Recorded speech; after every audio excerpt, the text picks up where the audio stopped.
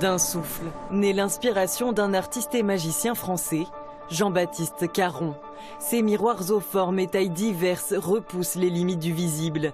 À plein poumon, l'exposition de la Fondation Bulukian attise la curiosité. A priori, on voit que notre reflet et au final, il y a plein de phrases différentes qui ont des sens différents pour chacun qui s'affiche. Moi, ce que j'aime bien dans le style souffle, c'est vraiment le côté éphémère de l'œuvre. Donc, il y a des choses écrites sur l'œuvre, mais qu'on ne voit pas directement. Honnêtement, moi, ça m'inspire beaucoup. Image impérissable d'un des poumons de la Terre, ce duo de photographes a capturé durant 3 ans le peuple d'Amazonie. Une traversée dans des paysages brumeux, cette fois au ton pastel. Les limites entre la photographie et la peinture se brouillent à travers un mirage azuréen.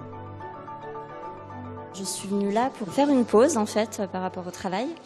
Et le thème m'inspirait justement par rapport au fait de la respiration et de prendre le temps de respirer avec le speed du quotidien. Et finalement, là, vous prenez le temps de découvrir des œuvres qui vous parlent, qui vous plaisent.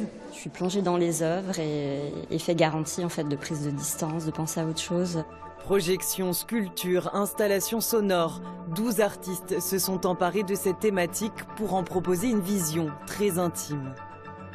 Le souffle est un prétexte pour parler finalement de la vie, de la mort, d'un voyage spirituel, intime, de notre rapport aussi à un environnement, à un paysage. Et c'est pour ça qu'il était important de réunir 12 artistes aux visions très très différentes, mais qui, à leur manière, abordent aussi ces questions-là de façon jamais univoque.